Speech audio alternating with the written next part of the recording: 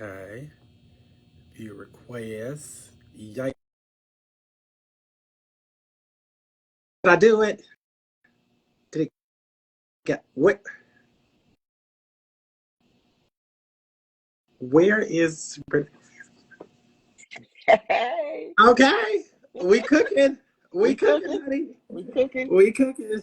Okay. Okay. And I'm sure Taquana will be Yeah. joining us pretty soon. Look, I don't even know my Instagram handle. Baby, I said, did I let her in?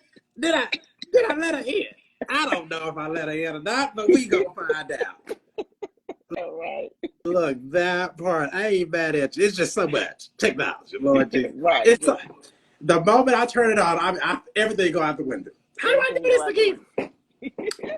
That is Yeah. hilarious. Yeah. I am excited I for am tonight. too. Yes. Yeah. And as people start to get on Yes, people, and come on in the room. connect and try to get some information and Yeah. learn a little something, something, something, something. Hello, razzle dazzle for the girls and boys in the Right. community. Right. Yeah. Come Yeah. on in. I All got of me a that. few little notes wrote down so I can make sure I touch a point on what I want to. Amen. Mhm. Amen. Know how the man get to thinking, going every which way but loose. Yeah.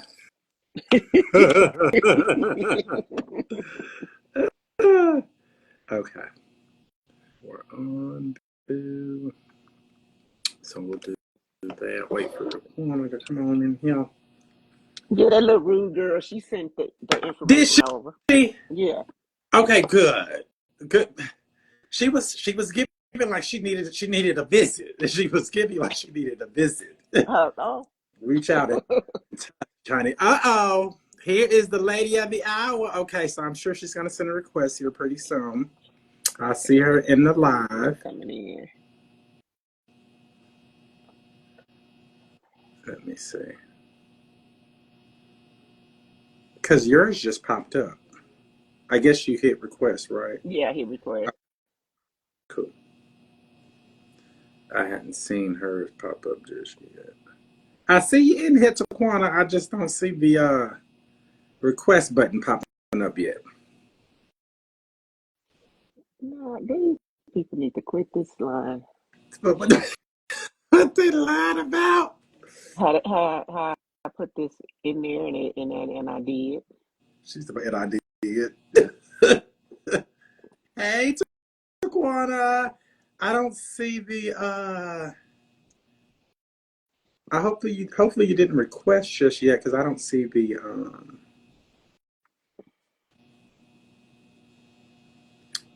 request popping up on my end.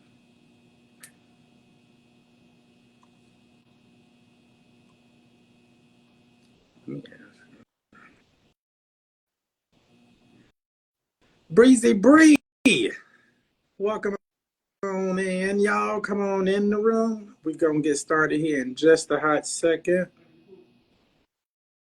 Let me text.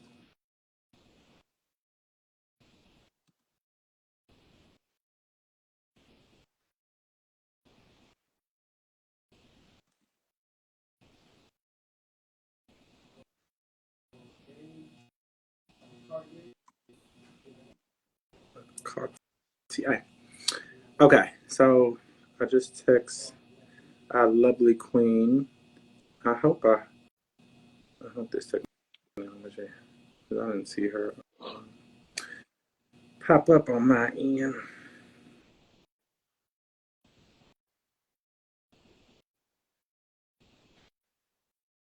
Yes, you guys are in for a treat. Can you request me to join? Okay, how do I do that? Okay, let me see. You asking me really. Okay, I got it. You got it. Okay. I got it. I will invite. I just sent the invitation. Uh-oh. Come on now, lights on wall. Come on. Hallelujah.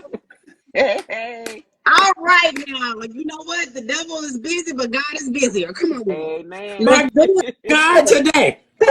Come on We now. ain't playing. Hello. Yeah, welcome. My apologies, but we're going to get right into it because I don't want to stop this show. Okay, y'all, welcome to the Inside Out.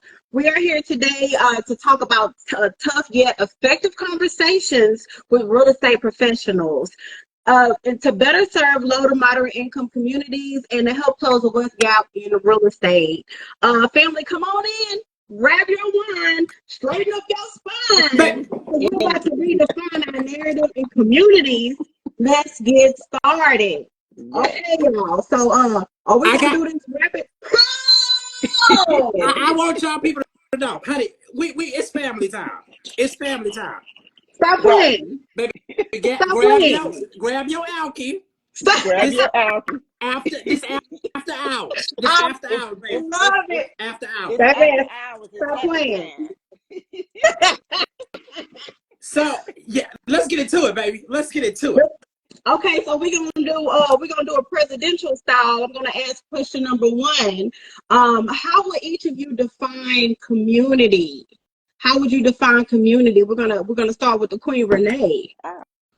Okay. Well, hello, everybody.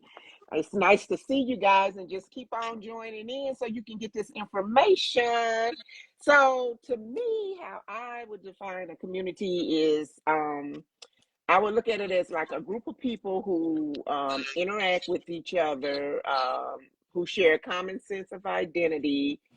They have shared purpose, they have common objectives, shared interests or passions, common behavior, and looking for the same results. Like have whether it be social events or block parties or cleanup efforts or helping the elderly, just maintaining and keeping those communities together and keeping them updated.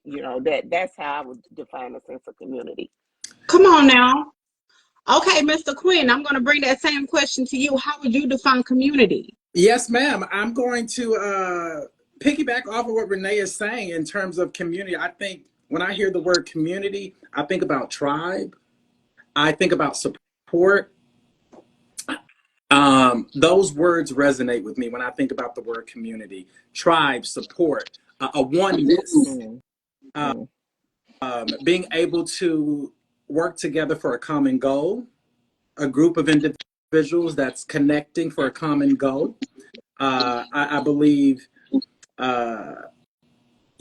support. Someone in the line says support those who support you. Absolutely, Yes. absolutely. Yes. A group of individuals who are looking out for one another. Yes. Yes. And you know what? I am remiss as a moderator. Can we please get an introduction? Started with Miss Renee so they can put some respect on y'all name. I felt like we skipped this. So can you introduce yourself to the audience of Inside Out? Let them know who you are and your background and your industry. Okay. Well, I am Renee Eccles, and I am a community development mortgage loan officer with Cadence Bank, and I've been with the bank for 25 plus years. So my passion is helping my people to become homeowners. I'm the lady that you would want to talk to when you're looking for the financing. Come on, money lady. I'm that person. Yes. I love that. Okay, Quinn, I'm gonna ask you the same thing. Can you give us your resume? Let these people know about you. Absolutely. I'm Quentin McGuire. I am a filmmaker, a storyteller. So if you guys hear some noise in the background, we are on set, but we took a moment because we needed to give y'all these gems. And also I'm a realtor, a residential specialist. So I'm going to take you to the money lady. I'm going to connect you to the money to get that house, baby.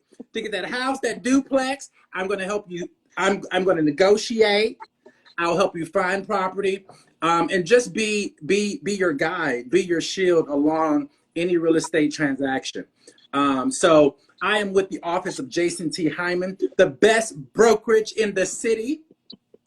And we are here for urban planning and also beyond your traditional transaction sales, your traditional buying and selling. We're here for urban development and also pouring back into our communities to help us build and revitalize, which I'm sure we'll get into a little bit later. But that's me, baby.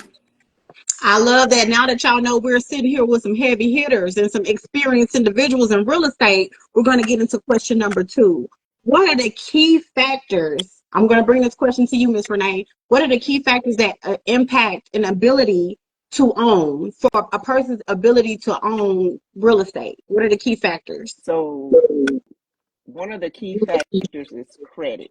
You have to have good credit. Another factor would be employment, stability. Show that you have stability with employment. Those are the 2 key factors that usually affect a person from becoming a homeowner, that credit and employment. You have to show stability in both. I do have a follow-up question for you, Ms. Renee. How long would one need to be employed to put themselves in a good position to get to money like you? So they look for 2 years. We consider 2 years the minimum. If you have 3 to 4 years, we look at that as a strong work history. So that may allow you to get a little leeway with your debt to income ratios. But 2-year minimum. And we will take someone who has switched a job and have less than 2 years, as long as it's the same industry. You're in the same profession. So if you was a nurse at MD Anderson and then you changed and went to a nursing at Mercy or something like that, then you're okay. Long as you're in the same industry and the same profession, you can, change jobs in the midst of purchasing a home. Thank you so much, Ms. Renee. I'm going to ask you the same question, Quentin. What are the key factors that impact ability to ownership? Renee hit it on the head. The only thing I will add is have good representation. So outside of your credit and outside of your employment, have good representation. Just like when you go to the doctor, baby, you got your good old doctor. When you go in that courtroom, you got your good old lawyer. When you tap into real estate, you gotta have good representation that will be able to read contracts, that will be able to guide you through the transaction process. Because there's so many moving pieces, about 30 people involved in a real estate transaction. You got your title company, your mortgage people, your mortgage people got mortgage people. So, baby, it's a lot of stuff moving. So I think having the good representation that will be very diligent with your file, from start to finish, that will negotiate well on your behalf, is key to the other 2 elements that Renee shared. So it's that, having good credit, good employment, but equally finding good representation to take you through the process. Let me ask you a follow-up question, Quentin. How would a person vet someone that they are a prospect? They feel like, hey, I may want this person to represent me, but I don't know. I've never met this person. So how do they know when they pick the right person? Oh, absolutely. Because, honey, the times we in, life be life. And so you may got to get your little wine first before you do your due diligence. I think, honestly, I think being able to vet them is to look at their brokerage, right? To look and see what they represent. Do they represent your community, right? Is this firm aligning with your values? Because you're able to interview agents in regards to who will represent you. And if that alignment in terms of values, perhaps they don't look at community the way you look at community, right? And perhaps they don't look at value the way you look at value. And then also somebody that's knowledgeable about the business, who's going to be able to do the research and bring you back the data, right? And not just talking points, but that will bring you back data that drives informed decisions, right? And an individual who have a plan. And I think lastly, a key note for choosing a solid representation is that negotiation, baby. That negotiation, because I think it's key in terms of, for me and my clients, I'm looking, how can I get you in the best equitable position that I can? I'm not, don't get me wrong, Quinn got to get paid. I got to get paid. But that's not at the top of my list. At the top of my list is to ensure that I do right by you. I have a fiduciary responsibility to my clients to ensure that I put you in the best equitable position. And so when you're out there looking for representation, make sure that they're just as in it as you are. because this is one of the most important financial decisions you're going to make in your life. And so ensuring that the person that stands on side of you that's going to help you get across that finish line, that they have your best interest. And that means all the way around. Making sure you have the best interest rate, making sure you have the best contract, you know, making sure that they're taking their due diligence to show you what's in the market for you. So it's I know that. that's right. That's so solid. I'm coming to you, Miss Renee. What role do residents play in community development? What role do they play in the neighborhood, in the community? The residents. They play a huge role because when you invest in your community, that stimulates growth, it stimulates prosperity and value. So, people in the community, that's something we have to learn to do. We have to get involved. We have to get to know who our neighbors are.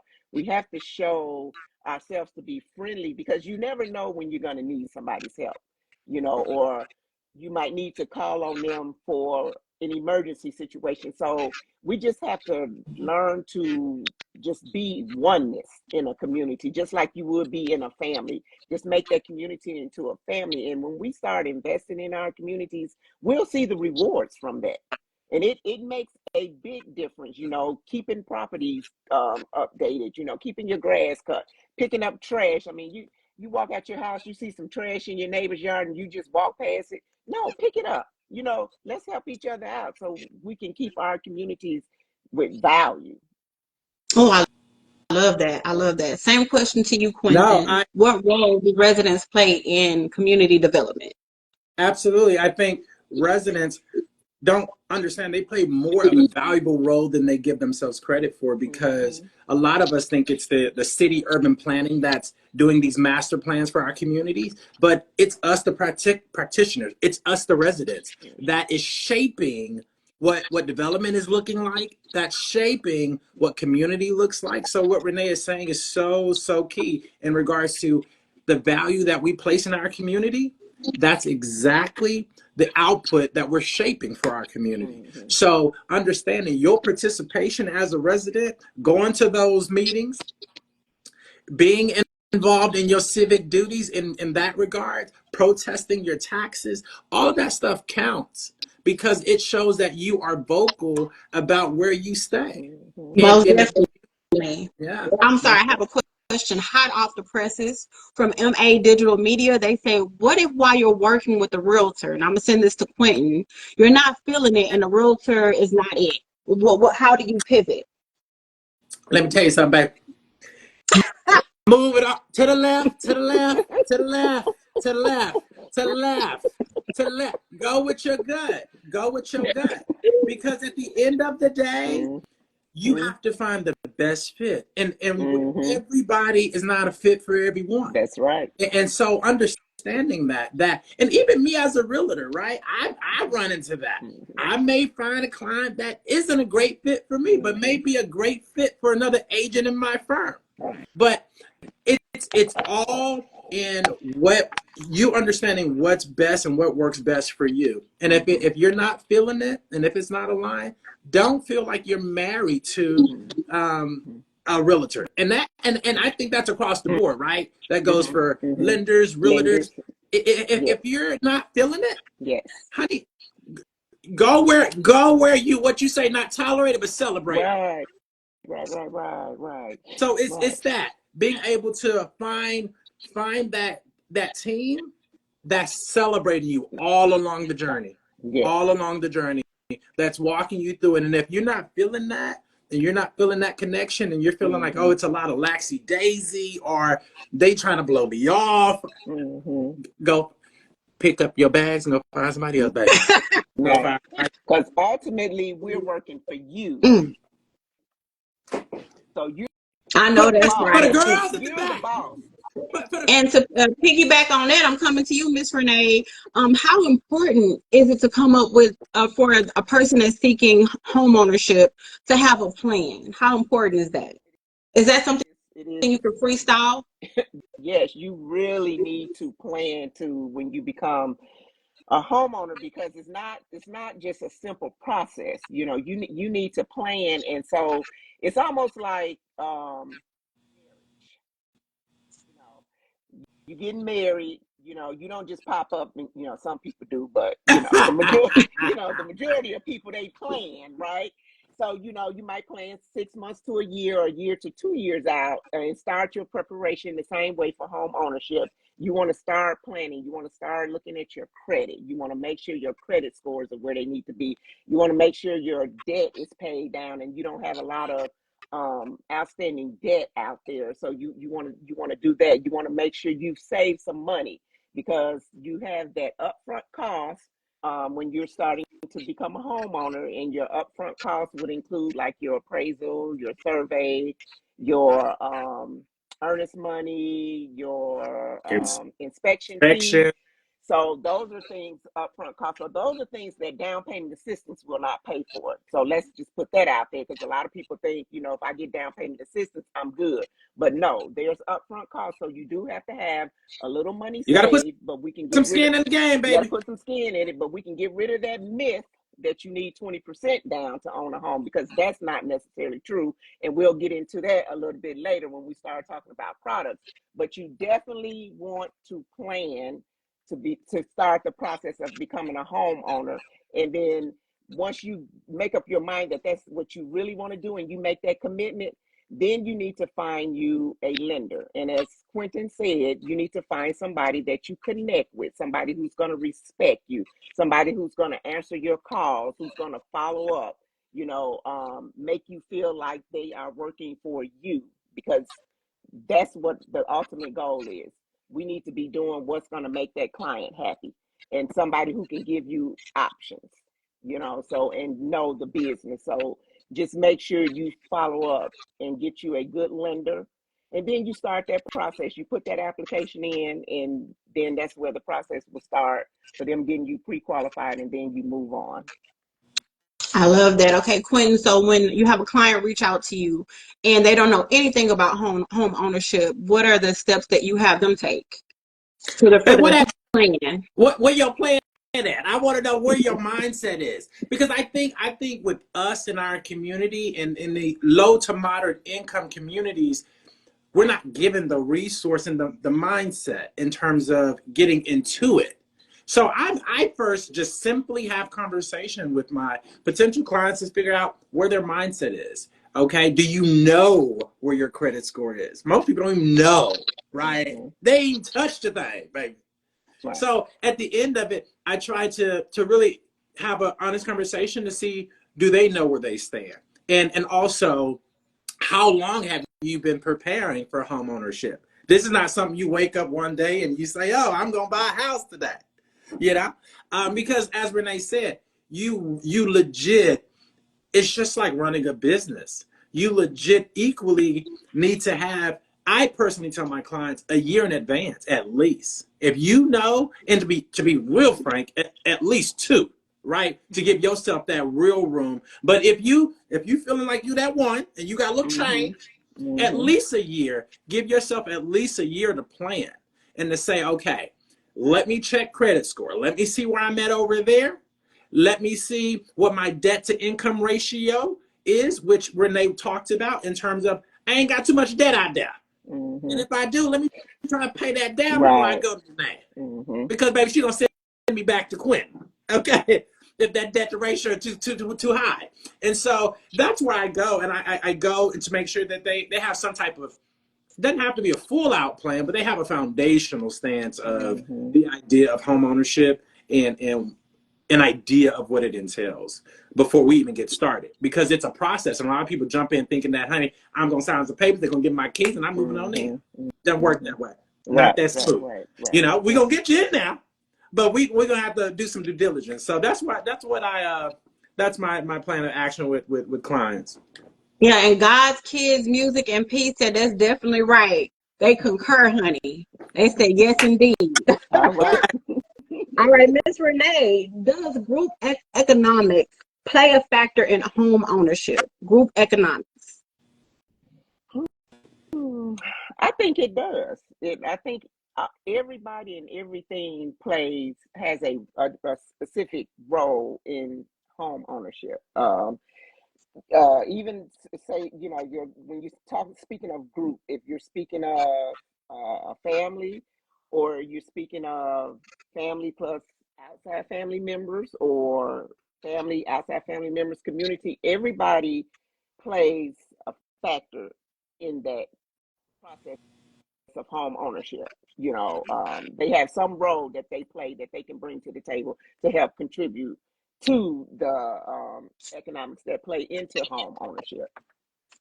Mm-hmm. I know that's right. And honestly, I'm gonna keep it a stack as a moderator. I can admit when I need to look something up. So, group economics, the definition that I have is a socio-economic philosophy that emphasizes collaboration and collective action within a community or group for people that was out there that Hold needed. on. Let's, baby, since we pulled up and arrived, let's talk about it. Let's Let's talk about it. let's talk So, about. to that very point of what Taquana just mentioned, we have to get honest with ourselves and our community. We cannot do it all. We can't. Mm-hmm. And just being real with the economics of today. Shit is expensive, including the house. So for us to think that we're gonna arrive and go on this journey by ourselves, as the saying say, if you want to go fast, go alone. But if you want to go far, go together. Mm-hmm. And it's Mm-hmm. that without group, especially in these times that we're living in, Right. it may not even be your family, right? Don't get, I Right. understand. That's why I say outside people, outside members, people in the community. I mean, there's all kind of All type of assistance, all type of help. to make that happen. Yes. But you're going to need it. You're going to have Right. to join forces simply because, one, we all win. You all will win, whatever Right. that may look like. If it's a dad, a daughter, Mm-hmm. if it's friends, if it's buddies, it's understanding that, look, we win better together, right? Right. And it's key. It's key, especially in today's market. Especially in today's market, when the inflation and all these things are high, you're gonna have to find ways to. I watched your video the other day, Taquana. You said we're in a time where we got to be lean. We got to be lean, and this is truth. We're in an economic state where we have to be lean, and that means we also have to lean on each other in order to get there. Mm-hmm. And I find that what I see a lot too with lending with other races, they do that. They will get together, buy a home, off, start another home until every one of those persons in that home has their own home. We as a people, we don't do that. We got to learn, as Quentin said, we got to learn to lean on each other, to trust each other, to work together to make things better for everybody, and everybody wins. So I see that a lot. And I do want to ask you to piggyback on that, Miss Renee. Why, as a people, don't we do that?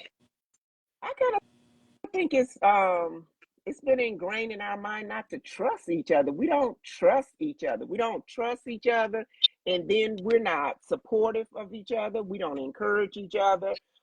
We afraid, you know, Quentin may have a few pennies more than me, so I'm not going to help him get his foot in the door. But one thing we have to realize, there's enough out here for all of us. So you help me, I help you, we help the next person, and then we start building, and before you know it, we got an expansion going on. You know, everybody is winning. So it's enough out here for everybody. So that's one thing. We just got to learn how to really just not just love ourselves, but love others and come together as a people. And we come together, we'd be That's it. unstoppable, baby. Hey, I heard it like this. Black is the new green. Okay. So with it being said, we have to reshape the narrative. We have to own our narrative. So we have two choices here. We can continue to live in the story that they created, or we can re-own our own narrative and own our own narrative Mhm. and build the communities that we want to see, build the expansion that we know we deserve. Mm-hmm. Yeah, yeah. We have to start investing in our own communities. That's one thing we don't understand. You know, I hear a lot of clients, I don't want to live in the ghetto. The ghetto is ours. Why is it the ghetto? We don't invest in our own communities. We allow other people to come in and then we want to sit back and cry and say, oh, they took over our communities. No, we don't invest in our own communities. When we start investing in our own communities, keeping up our properties, buying the homes in our communities, quit letting grandma, great grandma in them house go for $1.50. Start reaping the benefits. They will bring the businesses, the restaurants, everything will start growing, and we will see the economic benefit of investing in our own communities. Let me And we have to, oh, sorry. no, let me ask you, Quentin, what would be an actionable step in that direction? Like a practical Sure, step that can be executed. sure. I think in regards to working together and joining forces as a community, I just think that we have to just do it. We just have to do it. We spend so much time talking about it. Mm-hmm. We just have to do it because we don't know what we don't know until we start. Mm-hmm. Mm-hmm. We can correct along the way. We have Right. enough support to Mm-hmm. pivot along the way. But if we're just standing still watching it happen Mm-hmm. and Mm-hmm. hoping that it Mm-hmm. don't happen just because we're watching it happen, Right, we're right, fooling right. ourselves, right? Mm-hmm. So I Mm-hmm. think actionable steps is show up to that mixer. Figure out who's developing what in your community. Mm-hmm. Mm-hmm. Figure out who's doing what. Who do you know in your sphere of influence? Who did you go to school with? Right. Who your neighbor is? What are Mm-hmm. they doing? How can I help? Mm-hmm. And I think we as a people have to stop approaching things, what can I get from it? Right. Versus what can I add? What Mm-hmm. value can I bring to what Mm-hmm. you guys are doing? So we can push it further. Right. Because if we're always extracting the value, Mm-hmm. and that's what happens when we just take, when we just Mm-hmm. show up and say, oh, thank you for this. We're just extracting the value instead of, as Renee's saying, put it back into the communities. Having Black businesses thrive, focusing on the commercial aspect in our communities, right? So therefore, we can generate the economics within that community. So I think actionable steps is figure out what your sphere of influence is doing and how can you add value to what they're doing Yes. Mm-hmm. and learn. Right. I'm coming to you, Miss Renee. This is vital. What does your client avatar looks like? You know, the client avatar that can get approved for a mortgage. What would that avatar for that client look like? Prospective homeowner. What's the avatar? Like you talking about somebody that I can get approved, like Yes, Johnny on the spot, or you ma'am. talking about What somebody I was got to the work ideal? with? Because it's quite a few different avatars out there now. Oh, take us slow, Renee. You said Johnny on the spot or somebody I got to work with? Give me Johnny on the spot. Look, I don't mind. Hey, Johnny on the spot, if I got to work with you for a couple of months, a year, 2 years, I'm that lender. I'm going to hold your hand. If you're willing to make the sacrifices and put in the work, we're going to do this together. Because that's my passion. I want to see my people succeed, and I'm going to do whatever I can to help you. If you're willing to help yourself and do what's needed, I'm going to be right there with you. But the Johnny on the spot client, that's somebody who has their stuff in order. They've been steadily employed for probably, I say 5+ years. Most of the time those are 10, 15-year job stability people. They usually have a 700, 750 credit score. They have assets,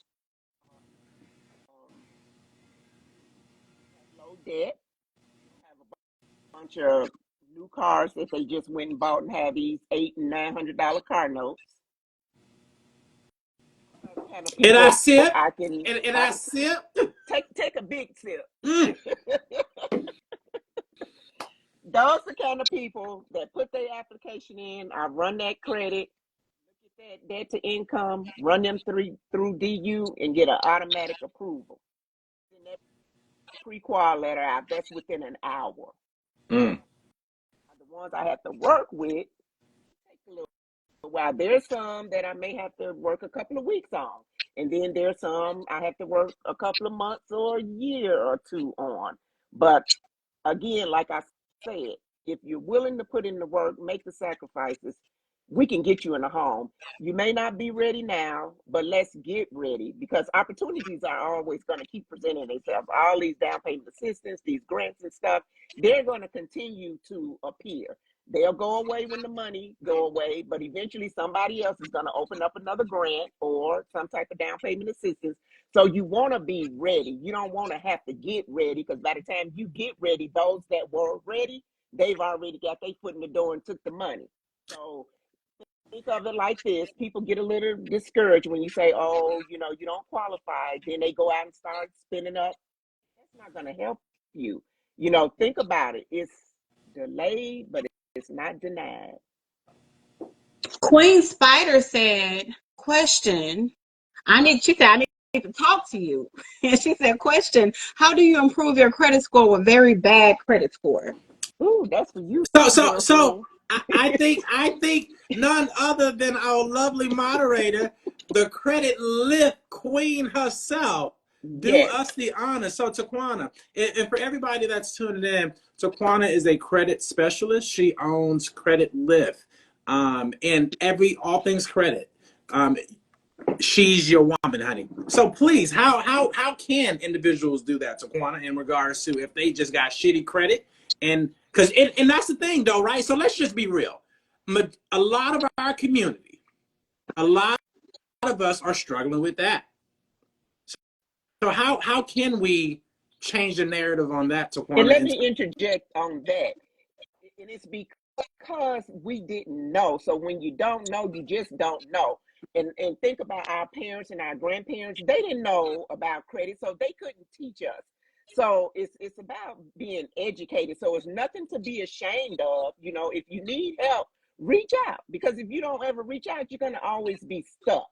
So don't be ashamed of that. Reach out and get the help, get educated, and let's be able to start moving forward. So when just putting it out there, don't be ashamed, because a lot of people and that's the fundamentals ashamed. of the mindset that has to shift. Now the Right. actual piece in real time, what steps, Taquana, do a person got to do, honey? I'm here in a moderator capacity, so I'm gonna get it. I'm gonna throw it out there quick, because I'm on a job right now. But the first battle is knowing what your credit score is, so you have to seek it out. If you got to jump on Credit Karma, find out what your score is. 2, find out what's hurting your credit score. And 3, address those issues. And then I would say one of the most important things is adding positive lines of credit, because you can delete everything negative, but if you don't have no positive lines of credit reporting, your score is not going to do anything different than what it's been doing, even with those negative items being removed. So knowing is half the battle, and that's on G.I. Joe. And we're going to get back to the question. How active should the community be in regards to urban planning and development? I'm going to go to you first, Quentin. Well, how active should they be in urban planning and development? Man, I think that is so key. So at the office of Jason T. Hyman, we lean heavy on that. Because when you talk about what our communities are going to look like in 10 years from now, this is why that is key. This is why that is impactful in terms of community and urban planning, because it is us who are shaping and forming what our communities are. And if we are not participating, and I love what you just mentioned with the credit, because I think that's transcended with everything with life. Just because you remove negative things, you have to always add that, and goes back to adding that value, adding the positivity. Just because we've eliminated a whole lot of maybe gang activity, this and that, but if we still stagnant and ain't brought no new businesses in there, we still looking at this burnt up buildings, we ain't repurposed them, we ain't put no container homes, We ain't thought about nothing. We just keep passing by the same old building. Oh, well, at least they ain't standing out on the corner no more. But yeah, but is it driving more economics to the community? We have to, this is why that is key, because if we're not thinking that way, we will continue to suffer in our communities, right? So no matter how much money, and don't get it twisted, the city's pouring money, honey, places like Cadence Bank is pouring money into low to moderate income areas. But if we don't take ownership of it, it will just revert back. It will just revert back. So we have to participate. Most definitely. Let me ask Miss Renee. So a person is, you know, they're in Acres Home, they're in Sunnyside, they're in, you know, and they're looking around and they're seeing all of this development, this urban development, and they stay in these neighborhoods. What kind of advice would you give a person as far as their involvement in their urban planning? What should they do as a part of the community when they start seeing all of these changes? First of all, they need to make sure don't let them come in and take your property, because a lot of times they'll come in and offer you, you know, $50,000, $100,000, and they come in, they tear your property down, then they're gonna build this $300,000-$400,000 property and make this profit. So you maintain what you have. So that's the key right there. And then another thing we need to do, we need to start going to these alderman meetings, because that's where you find out what's coming to these neighborhoods. What the meeting, Renee? What did you say today? The alderman meetings, you know, like the alderman of your community. Go to those meetings and you find out what's being developed, what they're planning. You know, neighborhoods where our roads are not fixed up. The reason they don't do that because we don't speak up. If we don't speak up, we don't care, they don't care. So we got big potholes. We don't say nothing. Go to them meetings, then demand your tax money is get that stuff fixed so your neighborhood value can go up. You know, ask questions. Abandoned buildings. Who own these buildings? What are your plans for them? Get them torn down. They rat, rodent infested. You know, drug addicts to hang out, alcoholics. So you don't want that in your neighborhood.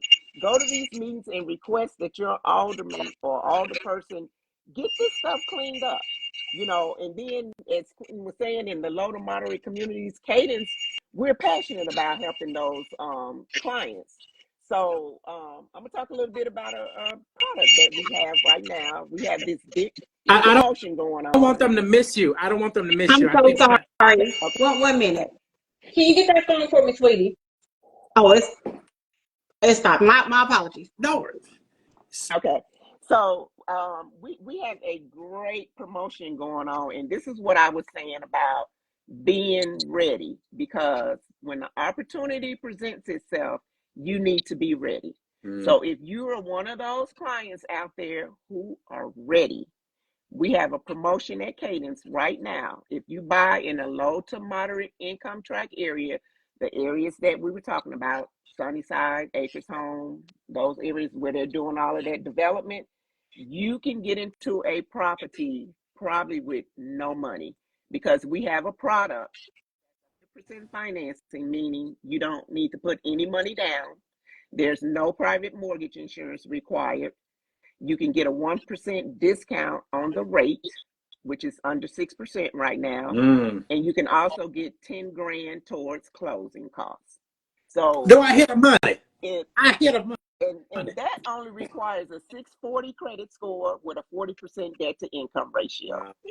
So people,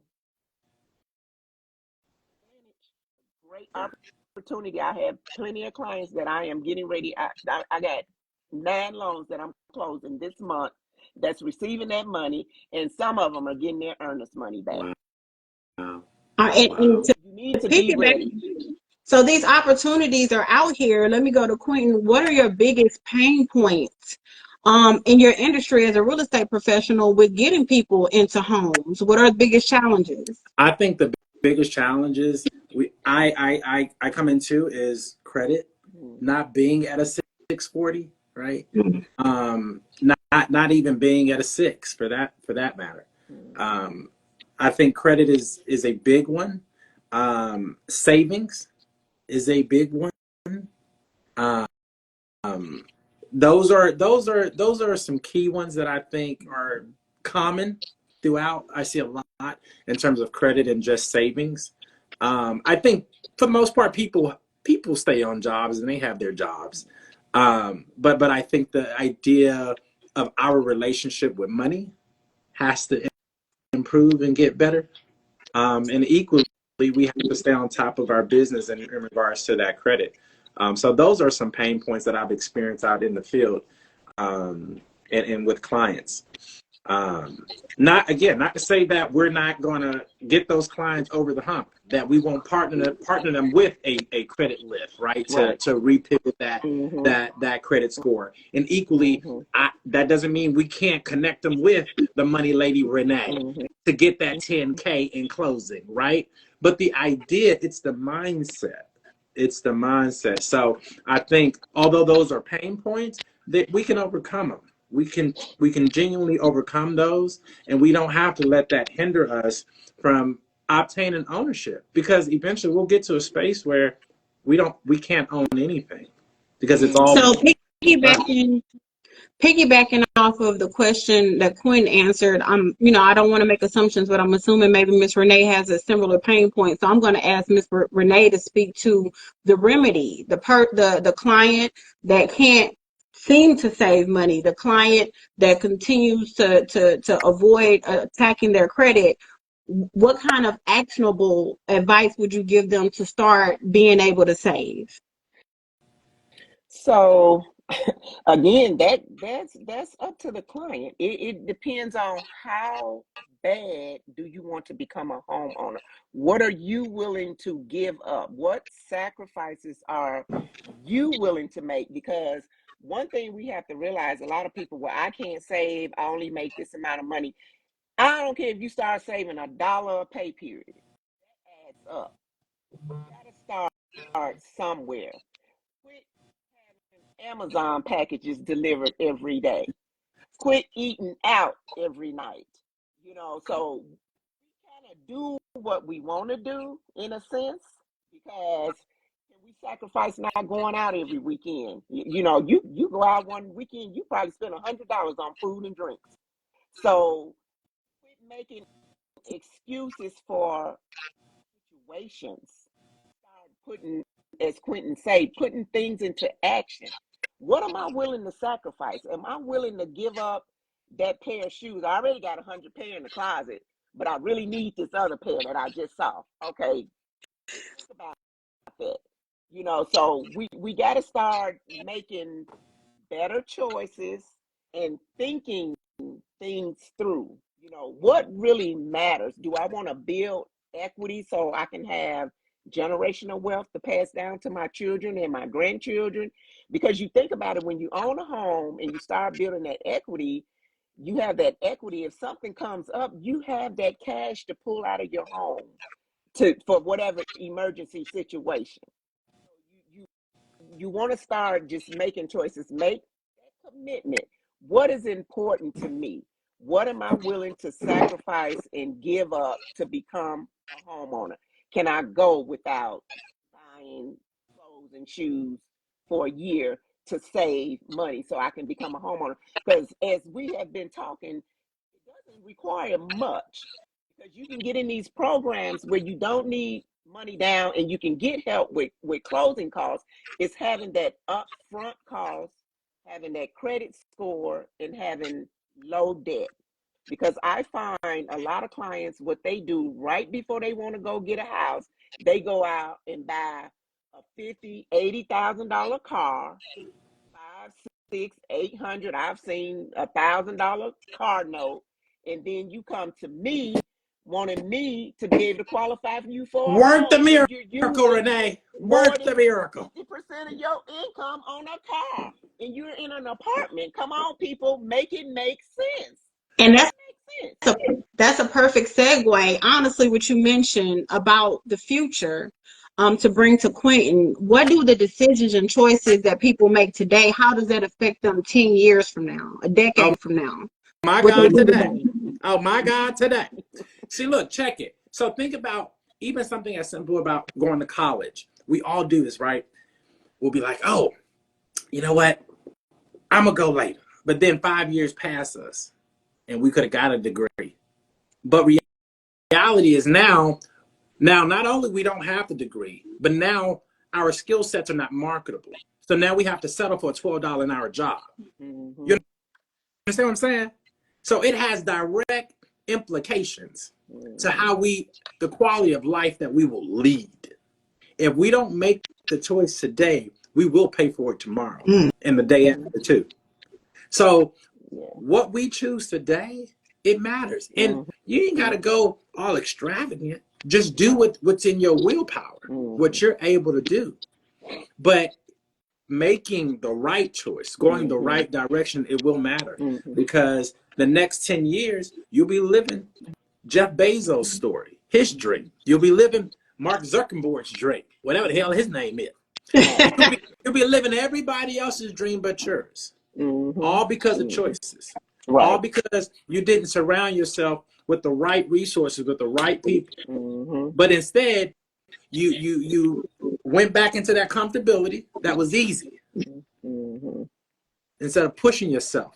Right. So it matters. It matters because it will determine what not only you will live, but your kids and your children's children. And let me ask you, they're going to be having to fight generational curses to get the hell up out of it. Right. Yeah. Let me ask Renee the same, the same question, but a different variation of it. What are some categories that people should address today that their 10 10-year senior person would thank them for if they made some adjustments today, would you say? Oh, so, you're thinking about, some of the stuff I piggyback on what Quentin was saying about making good choices, just like a lot of kids, they go to school, they get these student loans, and they some of them don't even use the student loans for school. They use them to buy cars. They use them to buy apartments to live off campus. They use them to party. They use them to buy these designer purses and shoes.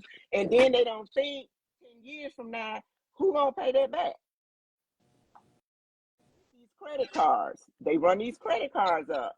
Then they just let them sit to the side. They get charged off. They go to collections. It's gonna affect you down the road. So it's all about making good choices. Credit is great if you use it in the right manner. Great.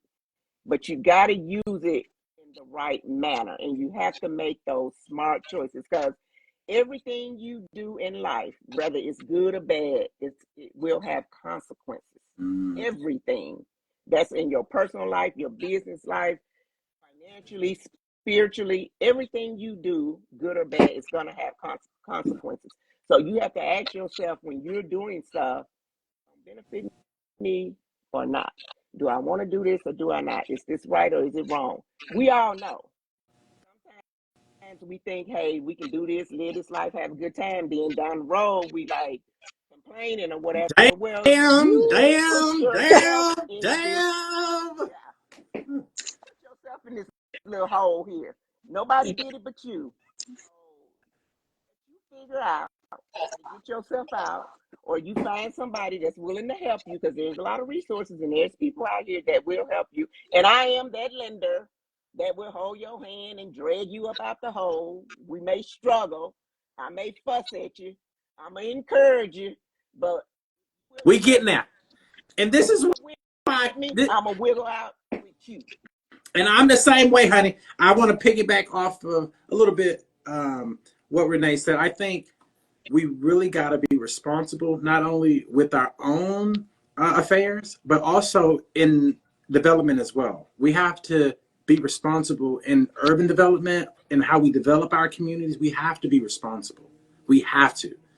It is critical because we can't just be throwing up stuff just because we can make a quick buck, because that stuff has direct impact. It has direct impact for the people that look like us, that's already there. So if we're going into our communities, be responsible, develop responsibly. right? And it's not just fancy words. As our communication director says over at the office of JC Hyman, it's not just pretty words on paper, on a flyer, right? But it really aligns in real time, what that community looks like, what the character of that community looks like, preserving the history of that community, right? Those things are really important. So not only just being responsible for our own affairs, but equally be responsible for the communities that we're wanting to invest in and build in, because it has direct impact on others around us. So we have to be responsible across the board, for sure. And we can Speaking make an of impact responsible, on that. Yeah, we can make an impact on that. And that goes back to we have to start getting involved. We have to get involved in communities, these meetings and all this development stuff that's going on. When they have these open meetings for the community to come out and listen and hear and speak your mind, we have to come together collectively and start being involved so we can make a difference and decide what we want in our communities and what we don't want in our communities. So we got to start getting up and get involved in stuff. We got to. so true. And I do want to, I know this is heavy. I hope it's not too much to throw at y'all, but it's been a lot of talks and rumblings about legislation and changes and the NAR decision impact. How has that impacted y'all's businesses? It's not going to impact us at all because as a lender, we staying out of it. That's going to be between. And so I'll pick that up. So I'll pick that let up. Quentin tell you about that. Yes, we're gonna bring that to Quentin. And honey, guess what? I'm going to echo what Renee said, because over at the office of Jason T. Hyman, we practice value. This is nothing new in terms of the seller being able to negotiate what they want to pay and what they don't want to pay. It's nothing new, right? A lot of people used it as crutches, which is now the what we're feeling in terms of correcting that and being, again, handling that fiduciary responsibility with care.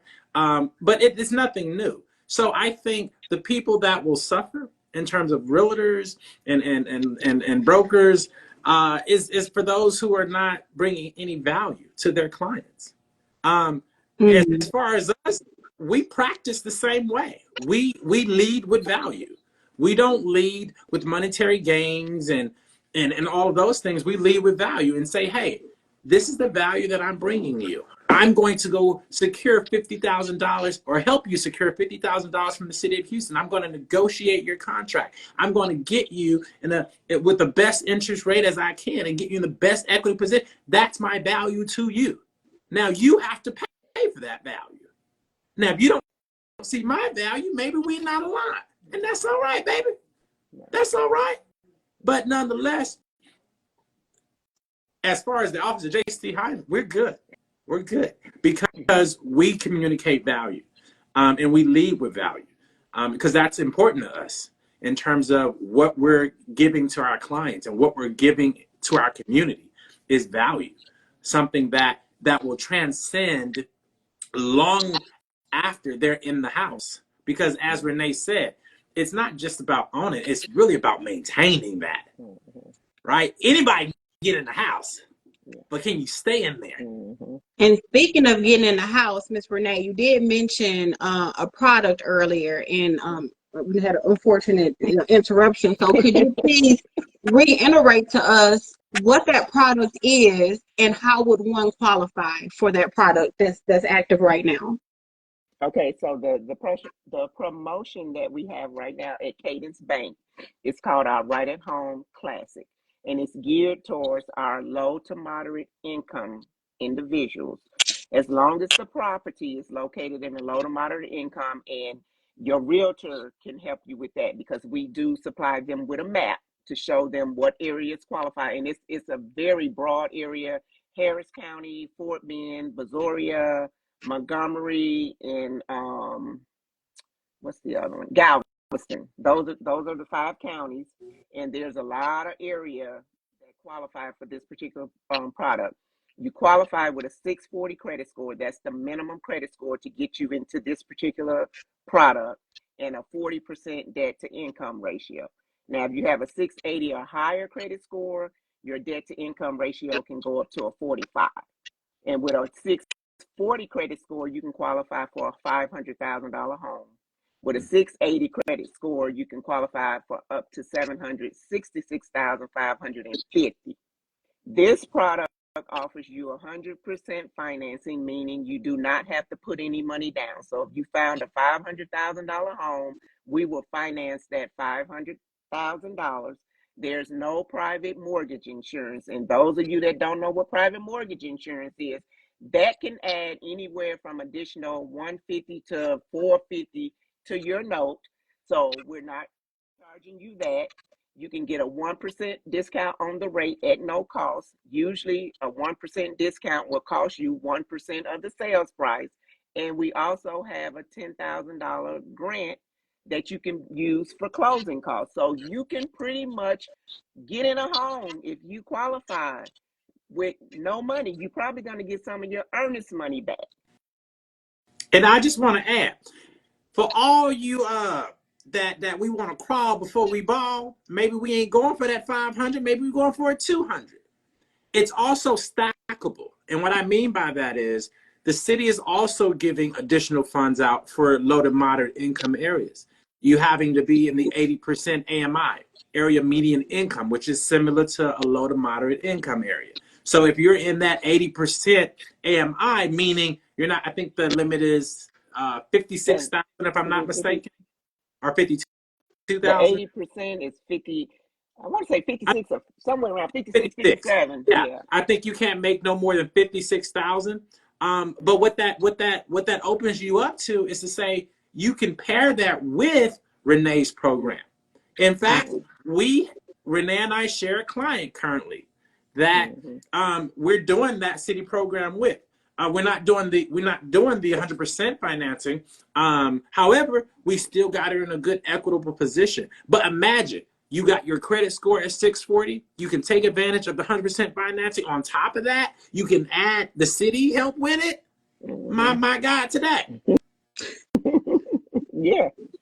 So think about it. Not just with that particular program, Cadence has a lot of diverse products from the low end to the high end. So we can help anybody. We got all kind of different products out here that can get you in a home. So anybody that's interested, want to do a one-on-one with me, my information is out there. Give me a call and we can talk more. Yes. And I know we're coming up on our time, and I do want to see if you guys have any closing remarks before we check out of here. I want to give one word, if I may, to just everyday working people. I know it's hard out here trying to figure it out. Just do it. Just do it, y'all. Get connected with the resources and just do it, because we'll look up and we won't have the time anymore. So just do it. Reach out, connect. And if you got to do it privately because you bashful, that's fine too. Reach out to us on the side, but do it. Do not just wallow in it. Don't just get swallowed up by what's happening. You can be the captain of your own ship. You genuinely can. And you have the support to do it. So tap in. Quentin, how would one tap in with you directly? What would be the first step for them? You can reach me on the DMs and Instagram at Quentin_McGuire, or you can, and also I have a link to my website. You can send me a direct message and do a booking, and I'll call you and we'll sit down and talk it. Honey, as RuPaul say, I don't care if you call me he, she, baby, as long as you call me. So I don't care how you get to me. Okay. I don't care how you get to me, honey. Just call. Miss Renee, what would be the best point of contact for someone to reach out to you? They can DM me as well at Caramel Delight 21. I don't even know if they can look me up on Cadence Bank website, put Renee Eccles in, my name will pop up, my information. You can reach me that way. And also, so you can DM me to get to Renee too. I'll plug you in. That too, right. Quentin will plug you into But I just want to say, you know, we need to start breaking these generational curses that's been put on us. Let's be the one to take charge and break these generational curses. Start making commitments, not only to ourselves, but to our families, to our children, to our grandchildren. Let's start making the sacrifices and start teaching them, because we didn't have anybody to teach us. But now that we know, Let's be the let's teach generation. our kids, right, and our grandkids, so they won't have to go through the things that we have had to go through. And then we can start building that generational wealth, because owning a home, you're building generational wealth, And I don't care because you can take what that they told you. Go ahead. Because that, you know, it's a myth out here talking about home ownership isn't what it used to be. It ain't. I don't care what they tell you. Home ownership, honey, here in America. Yeah, it's the thing, because that's why everybody trying to get over here and get it. So, because the equity that you're building in your home, you can pull that equity out and give that money to loan that money to your kids to get a home, and it can go on and on and Or on. hell, go So, start that or business start that you've that been dreaming about. business. Yeah. So yes, let's just break these generational curses, commit, and make the sacrifices. Amen. That's it. All right, we want to thank you guys for joining us today. And the mantra for Inside Out is, remember, make it your business not to be the one on the outside looking in. We'll see you again next time on Inside Out. Peace. Yes. Deuces. Y'all take care. Y'all take care. Bye.